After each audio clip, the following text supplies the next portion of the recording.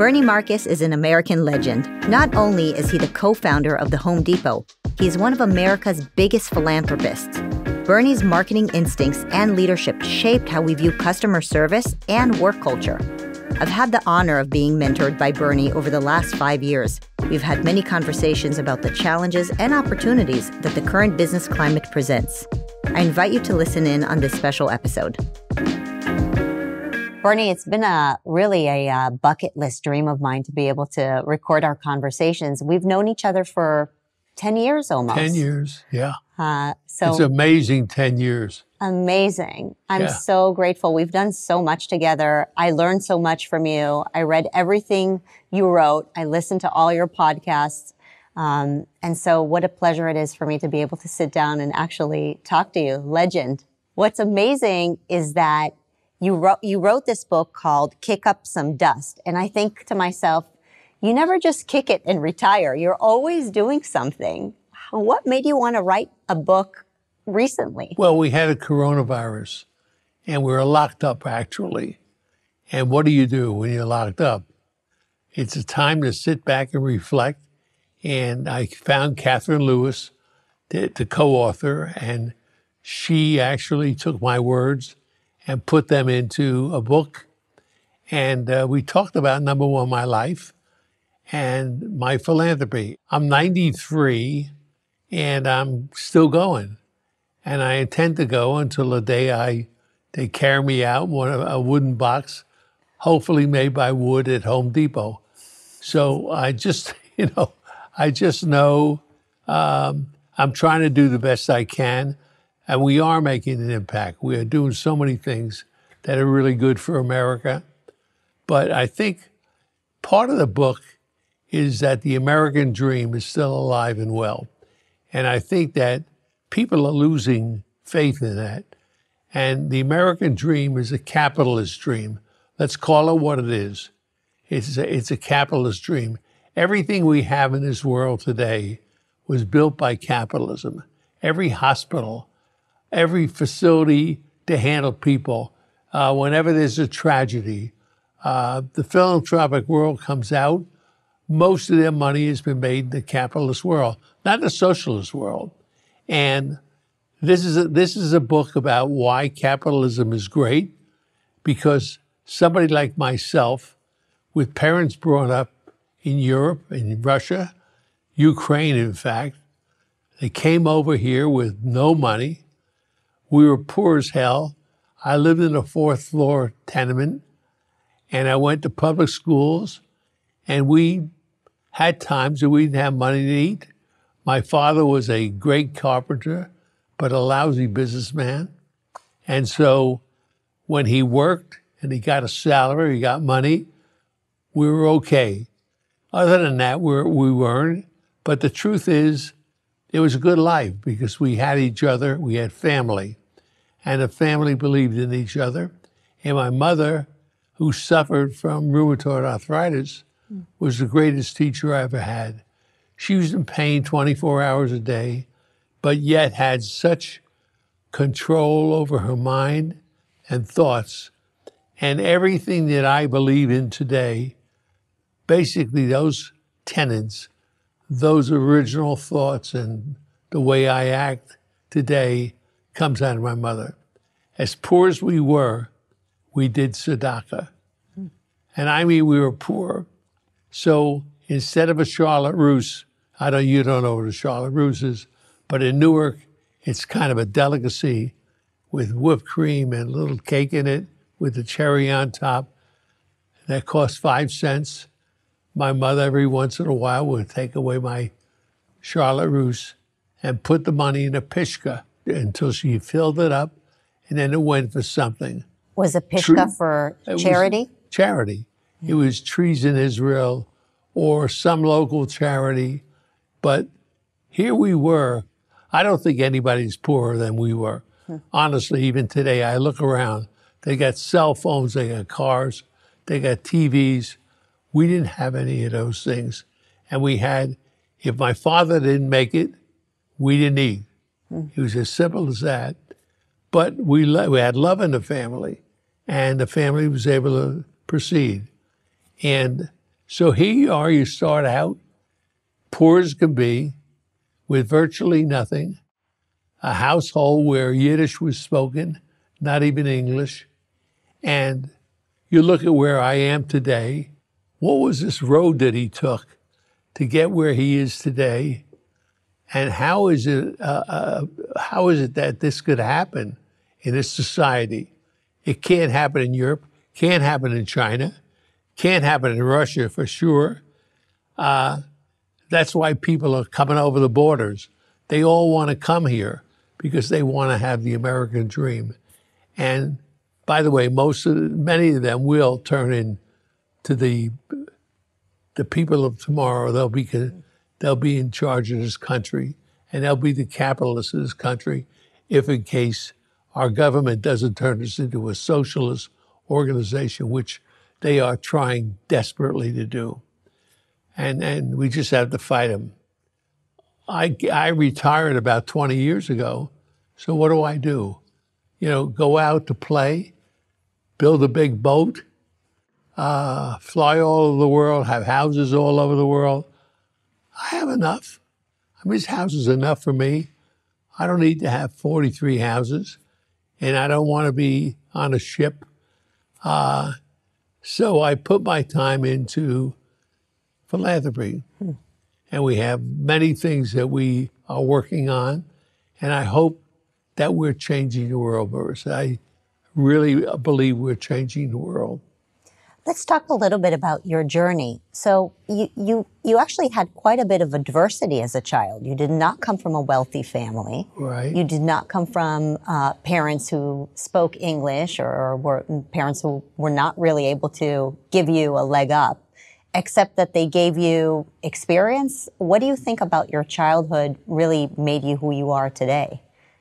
Well, first of all, I was the last of 4 children. And I'll tell you a secret, I wasn't meant to be here. You were an accident?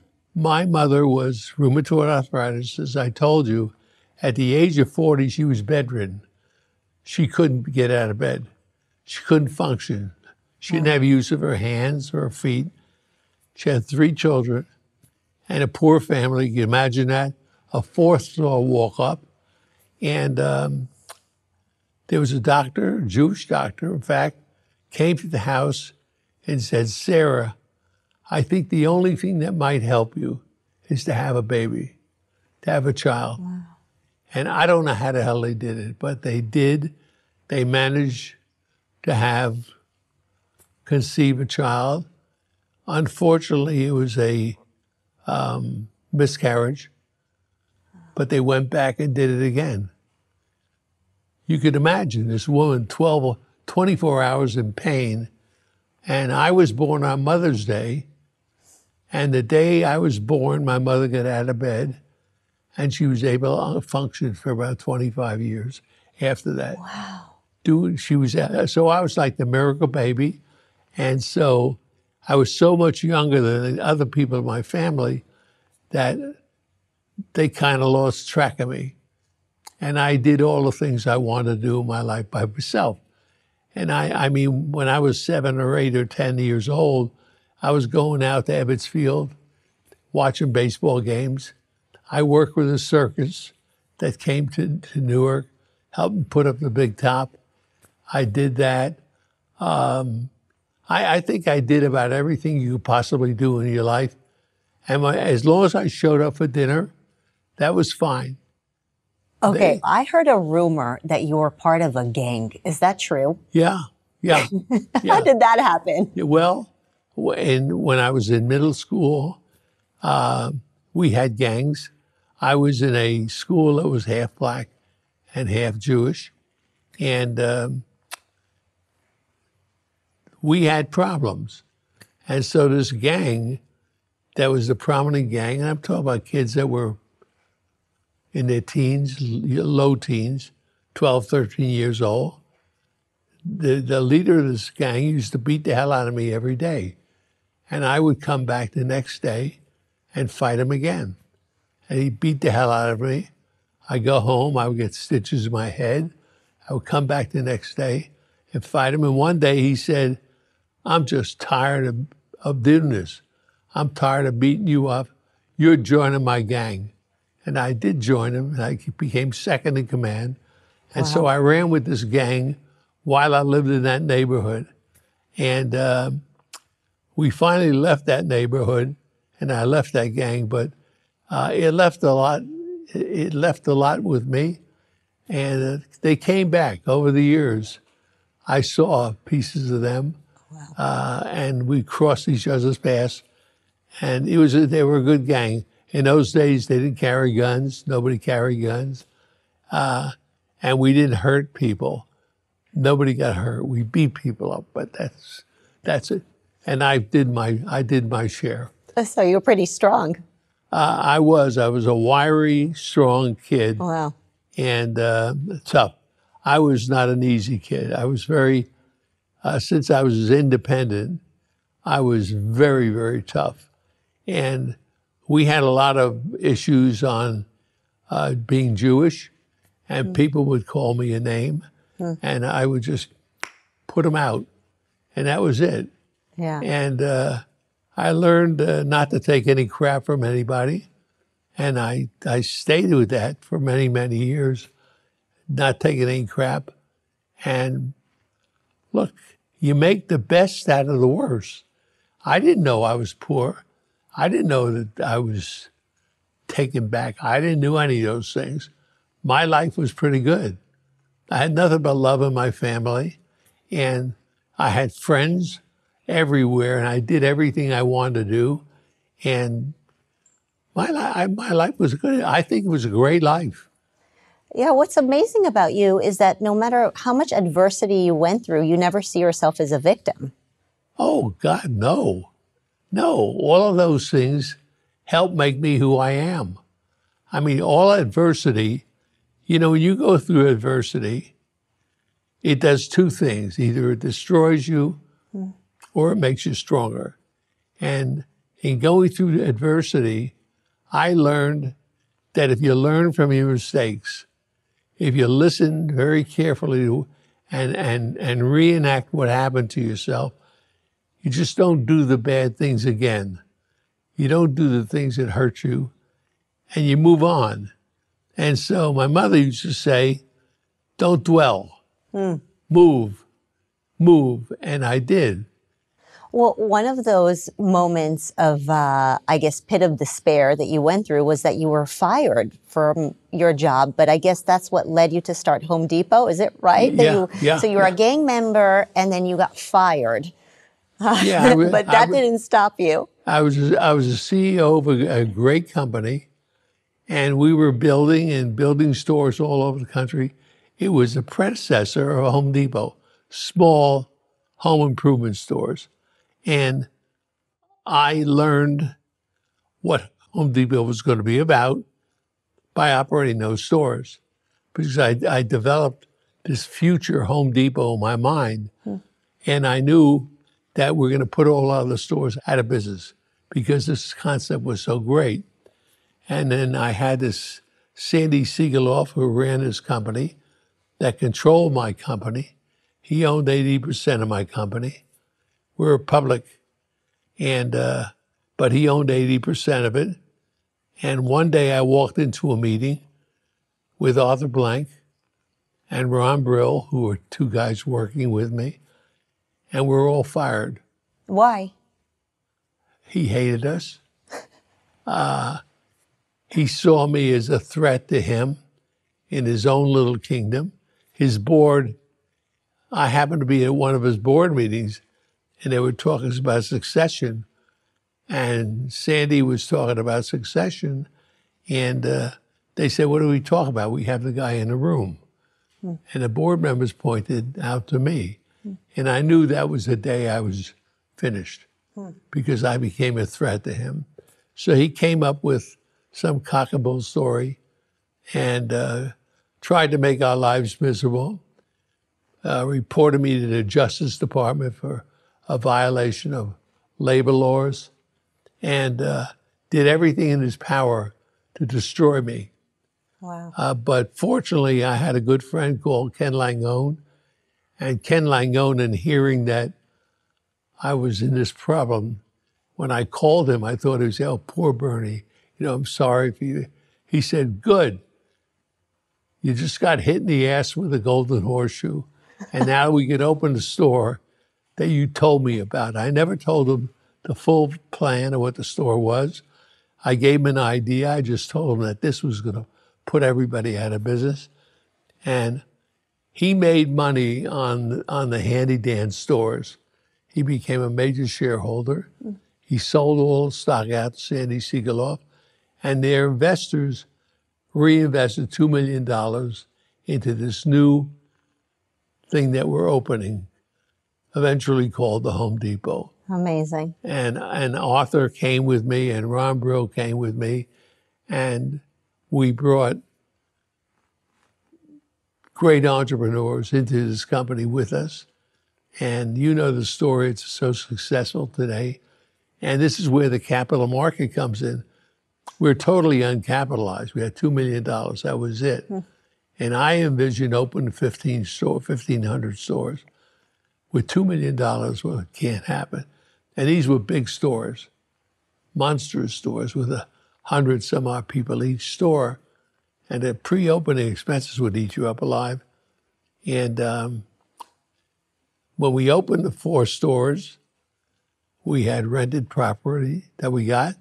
And then we had 4 more that would offer us in Florida. And so how do you do that? You go to the market. And we sold stock in the company.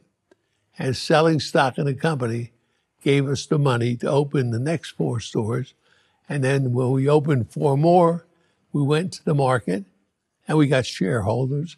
And while we're doing this, we had promised all of our associates that work for us, because many of them came to us and made less money with us than they ever made in their lives. They gave up a lot of money because they bought into the dream of what we were talking about. And I said to them, I promise you that you will get wealthy along with we will. And so we gave stock out to everybody. Arthur and I never took a share of stock other than what we owned. We never had a stock option or stock purchase. We had never had anything like that. We calculated, Arthur and I had a lunch last week and we talked about it. And if we had done what most companies do, we'd have been as wealthy as Warren Buffett.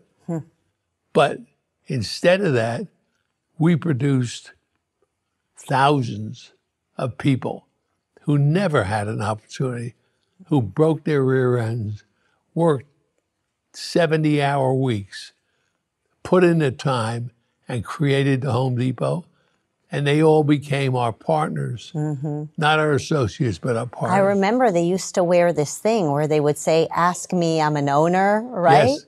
Yeah, that's and amazing. they were proud of it. Yeah. They were working for themselves, and they developed the culture of Home Depot, and the culture was not beatable. You couldn't beat it because they were owners. And as I said, thousands of them, I don't even know the number, but thousands, maybe 10,000 became multimillionaires. Wow. And today, they're still in the stores. If you go in the store and you see somebody with a badge saying, I've been here 26 years, he's wealthy. He's still working. Yeah. He's working because he loves his job. Yeah. So Home Depot has been a very special thing for us. And of course, when I left Home Depot, I needed something to keep me going, and philanthropy became the place I turned to happily.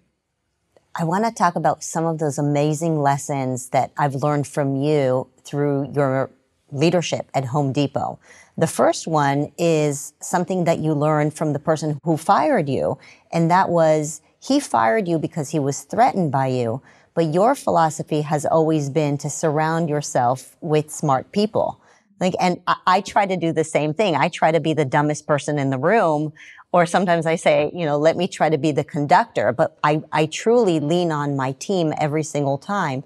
I would never think to fire somebody who I'm threatened by. But that was, really something that some CEOs, don't think about until they listen to somebody like you. No, they don't want to do it because they're threatened. Yeah. The same way Sandy Siegel was. Me, I wanted to be threatened every day. I wanted everybody that worked for me to be better than I was. And I did find those people. Yeah. Arthur Blank, was an accountant. So he did the numbers, he did the budgets. Hell, he was way smarter than I was in that area. I was great in merchandising and PR and in teaching and training. But everybody had their niche. Hired some of the greatest merchants I've ever met in my life. And they performed that way and helped build the Home Depot. And of course, wherever we had somebody, I wanted the best of the best. Mm-hmm.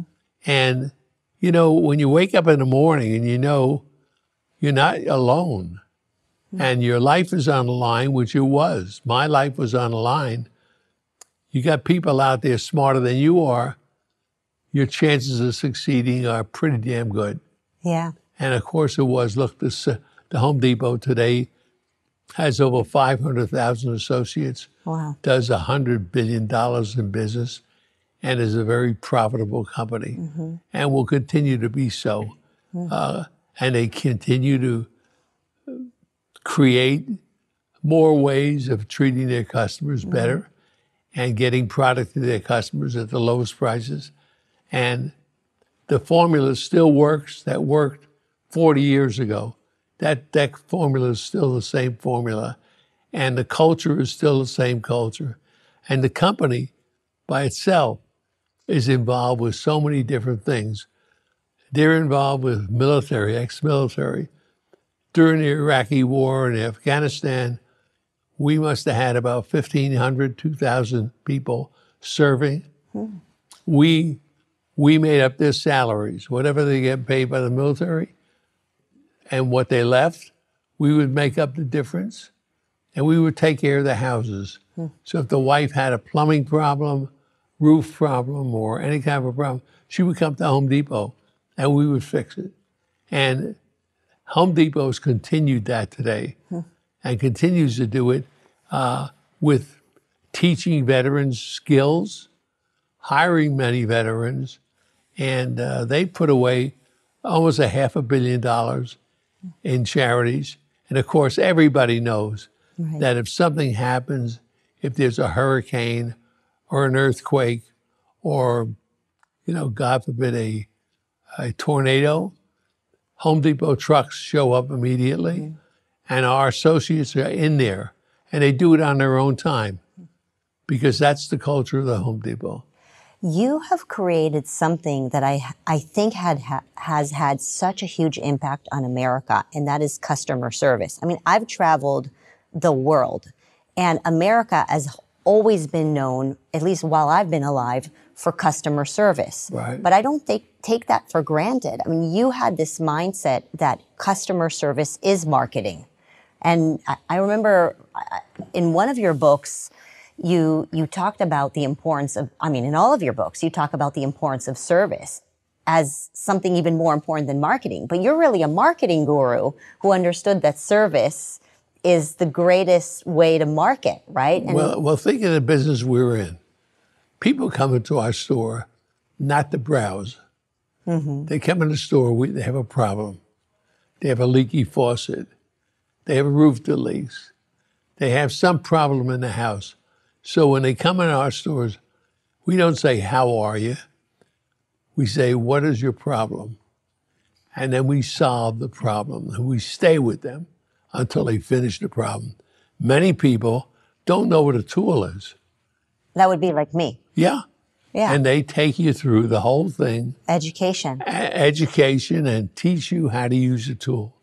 I can't tell you how many businesses have started because of a Home Depot. I can't tell you how I look at customer service differently because of Home Depot. right? You have created an expectation in America that customer service matters. And I think it had just a complete impact on the entire country. It really did. And I think that it makes people happier.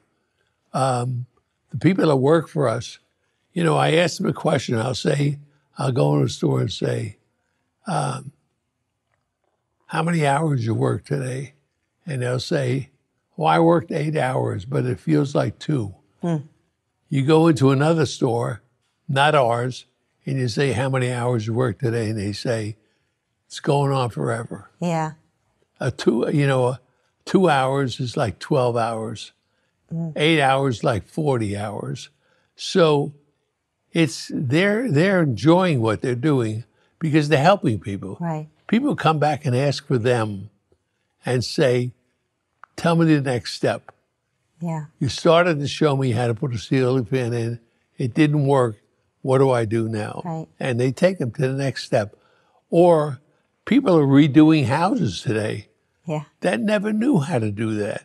Yeah. And all of a sudden, they're redoing houses, selling them. They became a business. They came a business.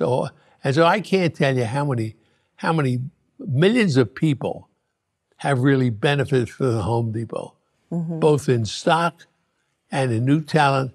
Many of the contractors that work for us were never contractors before. They started at the Home Depot. And by the way, we have programs teaching new contractors, young people, how to become plumbers and electricians. There is a chapter in your book that I absolutely love. You titled it "Failure is Not Fatal." And I think so many young people are afraid of failure. And that has become a stumbling block for people from starting things. You didn't start Home Depot until you were in your 40s. No, my 50s. In your 50s? Yeah. And so, you must have seen a whole bunch of failures, I guess, before starting Home Depot. Yeah, I think everybody has failures in their life. I've had many. I made many mistakes. I had somebody once said to me, you've had a good career. How many mistakes have you made? Yeah. And I said, probably millions. But they didn't destroy me. The million mistakes that I made, I learned from. The key is 2 things. Number 1, recognize you made a mistake. 2, fix it. Yeah. 3, don't do it again. Now, there are people there are winners and losers. The winners are people who made mistakes, fixed them right away, and didn't cover their ass. Most people and government, politicians, they make a mistake, they cover their ass. They'll never admit. And it's the worst thing you could do. You spend more time covering your ass than fixing it. I say fix it, move on and forget about it. Just learn as an experience. Never do that again. And I could tell you that your character that one thing, that chapter by itself is worth reading the book. Don't dwell. If you dwell, you're a loser. Right. People that dwell, like you say, for instance, when I couldn't get into medical school, I could have spent the rest of my life thinking about the fact I tried to get into medical school and destroying what was left of my life because I didn't. I never think about now about getting into medical school. It's so far gone. Think about where I am because I moved on. Right. And by the way, that lesson came from my mother. Yeah. Just like your mom said, don't dwell. Don't dwell. I think what you talk about is people having also pride in their work in a sense of self-efficacy, that they matter. And, sometimes I look around America now, today, after the lockdowns, what's being taught in college, this anti-capitalism, anti-wealth type of mentality. Are you also seeing that young folks are losing pride in their work and are not really stepping up in the way that, you have taught the generation before us? I don't understand how there are so many people out of the workforce, which means there are jobs out there. Mm-hmm. Everybody needs somebody. All small businesses are struggling today. They don't have waiters. They don't have cooks. Almost every small business out there is really bereaved of people. Mm-hmm. And yet you have people sitting on their asses at home. Why? Because they're being paid by the government not to work. That's socialism. Mm-hmm. So if I can make money, I have heard stories about people with all the benefits they have, state, local, and federal, can make as much as $80,000 a year sitting home. Mm-hmm. Why would I go out and get a job? Mm-hmm. So there's an incentive not to work. Why the government will want that? I mean, I don't understand this government. I really don't get it. I don't understand anything they do. It's like they're on another planet, and they're not doing what's good for America. They're doing what's good for big business, big business and big government. And they're feeding the animal called big government. And the more big government becomes, the stronger they become, mm-hmm. because they control all the assets in America. And it's a shame.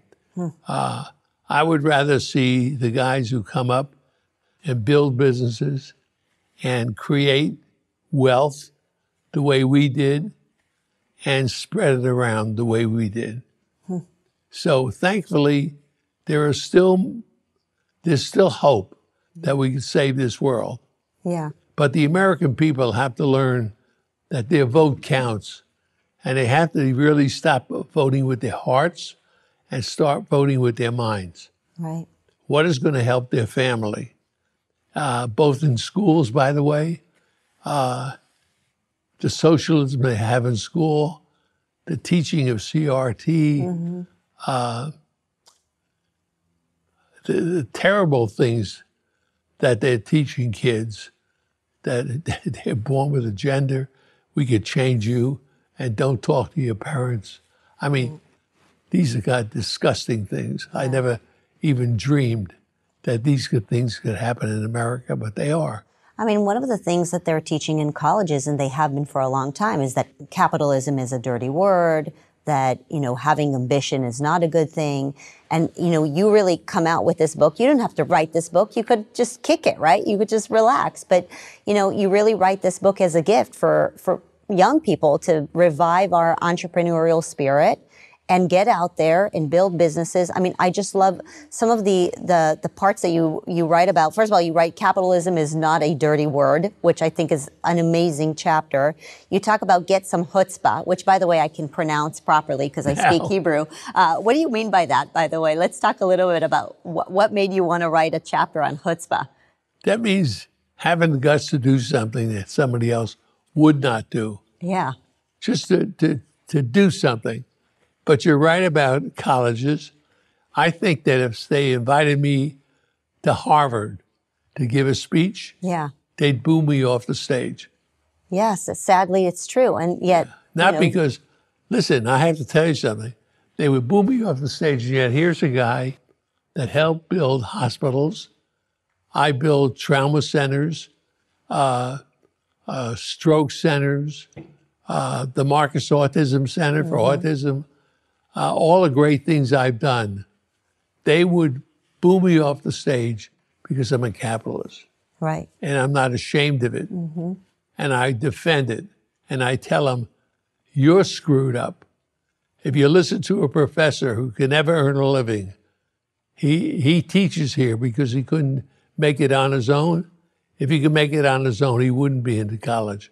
And this idiot is teaching you to become an idiot just the way he is. Capitalism is good for America. It's created all the wealth we have, all the universities we have, all the hospitals we have all been created by capitalism. If you can give one piece of advice to a young person, young Bernie out there, what would that be? Use your head. God gave you a head, and it's called sechel. Jewish Sechel people means call brain. it sechel. It's really common sense. And common sense ought to tell you that this is the way to go. That if you depend on government, you tell me one program that government has been involved with that's successful, and I'll show you a total disaster. The VA is a disaster. Can't take care of veterans. The education department is a disaster.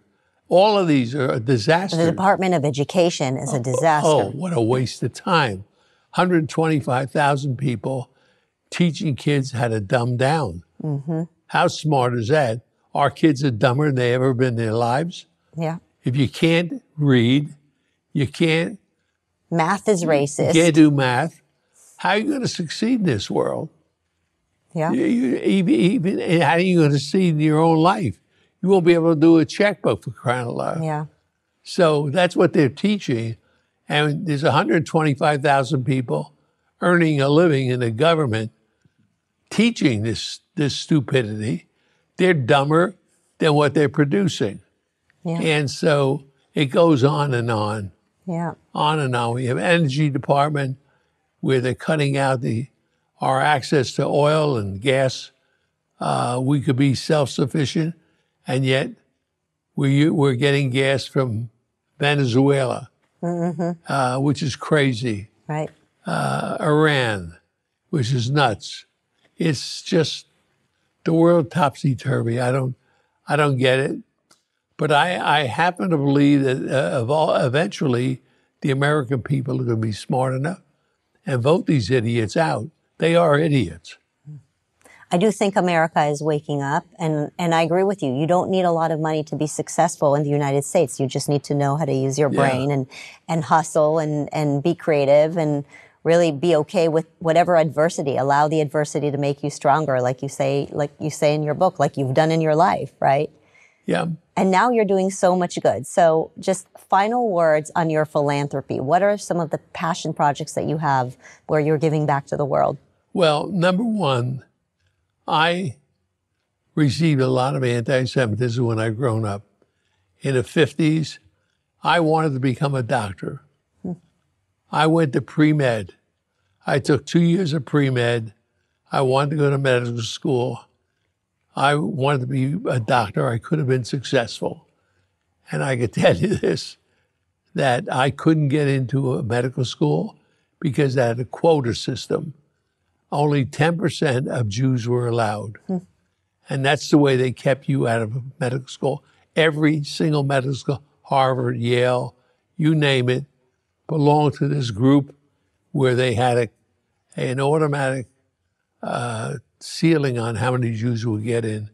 And I actually quit school and lived in Florida for a year because I was so disappointed not being able to be a doctor. And then slowly but surely, it came on me that I had to do something. That year was good for me because I was independent, had to make a living and pay for my own expenses. And then I finally get back into medical by going to pharmacy school. It's the only school I could go to in Newark, New Jersey, living with my parents, because again, the lack of money did it. And of course, I went to medical school, ended up owning some pharmacies. I hated it. It wasn't what I wanted. And I eventually got into retailing, really mass retailing, by working for a company called Two Guys. And that Two Guys was a great company, one of the first few successful discount stores run by a real merchandising genius. And he became my teacher. And he basically gave me the foundations for everything I know in retailing. And I listened to him very carefully and moved up the ladder in that company. And the rest of the story is in the book. But the philanthropy, there are so many things that we're involved with. We built, as I said, trauma centers in Atlanta, the big urban hospital, which is called Grady Hospital. We built a trauma center, an emergency room, a stroke center, all in that hospital, and helped them. I mean, I don't know how many lives we saved. Piedmont Hospital, Shepherd Center for paralyzed people. We did something in Atlanta. We built the world's largest aquarium, my wife and I. We did it as a gift to the state because this is where we came broke and we got wealthy in the state, and we wanted to give our associates and our customers. So we built the world's greatest aquarium, and it is. And by the way, if you haven't been there, I'm telling you, it's worth a trip. It's not a 2-hour trip. It's like a 6-hour adventure that you go through. You see fish and you see scenes in this aquarium you'll never see in your life.